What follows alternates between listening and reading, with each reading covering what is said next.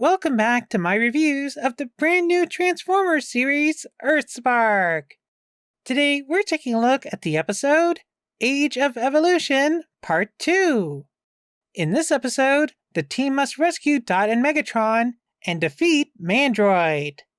Picking up from where the last episode left off, the cave begins to collapse, but luckily the baby Terrans saved their new family. Family? But unfortunately, Mo drops the Ember Stone into the water. Mr. Optimus, we lost the Ember Stone. I mean, it's just in the water there. I'm sure they can just reach in and grab it, right? But I get it. They wanted to take the Ember Stone out of the equation for now. Otherwise, what's to stop them from creating a whole army of brand new baby Terrans? Speaking of which, we are then introduced to the new Terrans. Starting with... She's... Hashtag!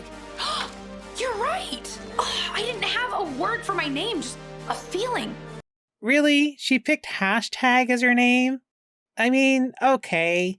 By far not the worst name I've ever heard, but yeah, not something that I would have chosen. Although, who am I to talk? I picked a girl name that apparently nobody can spell correctly. Oh, and by the way, there isn't a pre-existing Transformers character named Hashtag, at least not exactly, but there is a G.I. Joe character with the same name, and there's a bot named Hashtags, with a Z. Weird.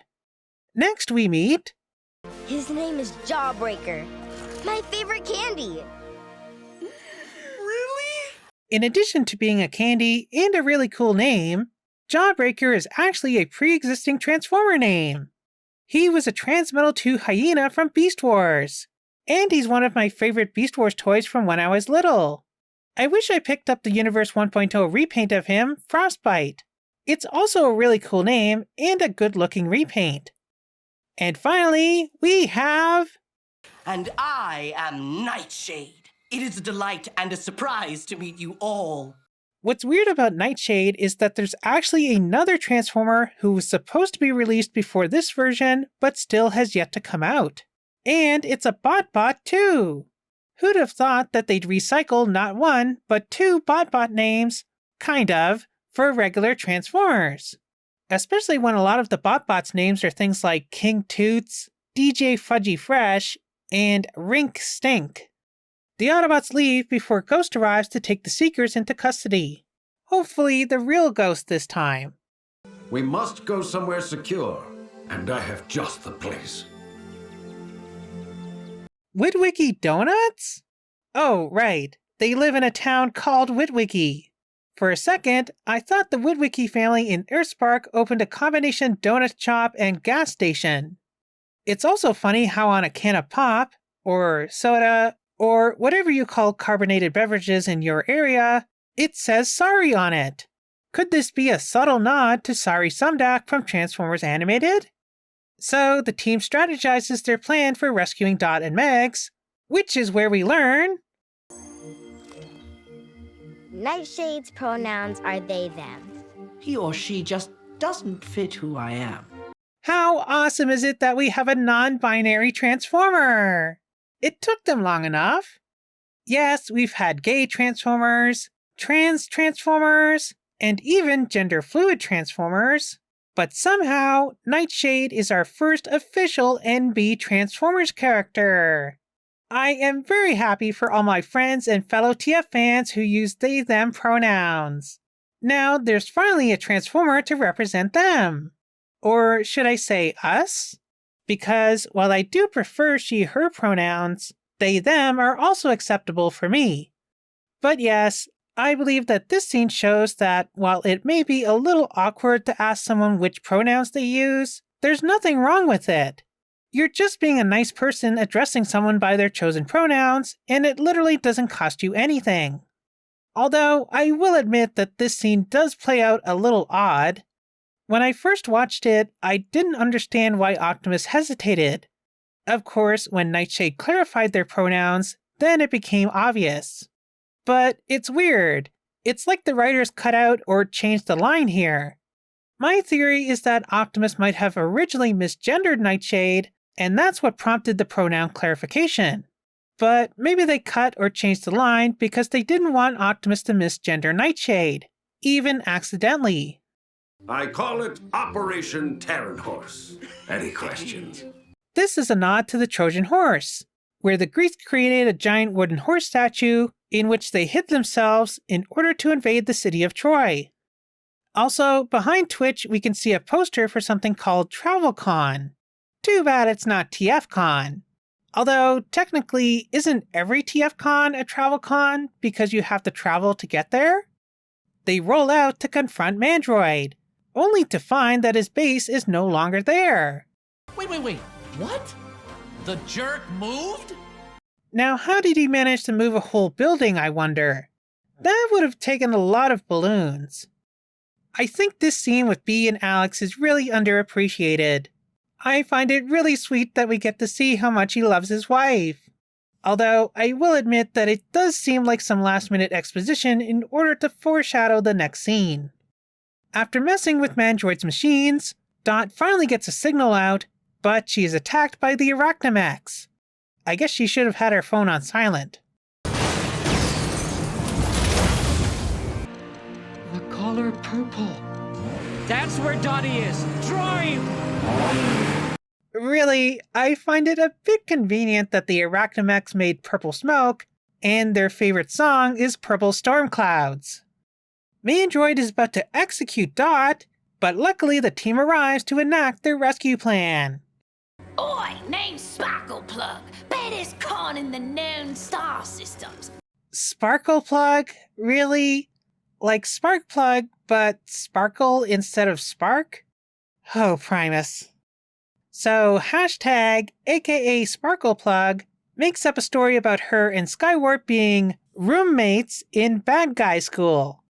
Yeah, old Skywarp and I were roommates in bad guy school. It's a long story. Wait, go back? What was that last image? I'm starting to think that Skywarp and Sparkleplug were roommates in the historical sense. And they were roommates. Oh my god, they were roommates. Okay, I know this is just made up, but does Hashtag actually think that Skywarp is cute? Maybe we have a lesbian Transformer in this show too. Unfortunately, the act doesn't fool Mandroid, but thanks to a very lucky shot, they manage to free Dot, who frees Megs. And Mandroid reveals that his base is actually a mobile battle fortress. What is this, Howl's Moving Castle? I love how Megatron transforms around Dot, and they all manage to save each other from going splat. Wow! Again, whoever storyboarded these last two episodes really deserves a raise, if not an award. There you are, Alex. I really want to know what happened between Alex and Mandroid. While the kids take out the cameras, the others try to pull off that old trick. Hey guys, you ever seen that really old movie? Switch, I need backup in the sky. Yes, sir. Bumblebee, hang on to this. Careful, little bird. Too much confidence often ends in rubble. Little bird? Aww. I love how Grandpa Megs has taken Twitch under his wing. Literally. It's so cute. Someone needs to take out that cannon. You can count on me. Oh. I absolutely love this moment. With Megatron down, Twitch puts it upon herself to take out Mandroid's cannon. Go, little bird, go! Luckily, she has her family to back her up. One thing you gotta learn about this family is... We do things together! No dingy snot of a mech is gonna smoke my sibling! Okay, I love the energy here, Hashtag, but you can cool it with the bad Aussie accent. The jig has been up for like the past 10 minutes. So Twitch stylishly takes out the cannon, and Dot delivers the kill shot. Now, Dorothy. Roger. This is for my family. Have I mentioned how much I love how well Megatron and Dot work together? With the battle won, Dot welcomes her 3 new Terran children. Welcome to the family, kiddos. And we end this episode with Optimus telling Megatron that the real human-Cybertronian alliance isn't Ghost, but actually them and the Malto family. Well, that was another fantastic episode of EarthSpark.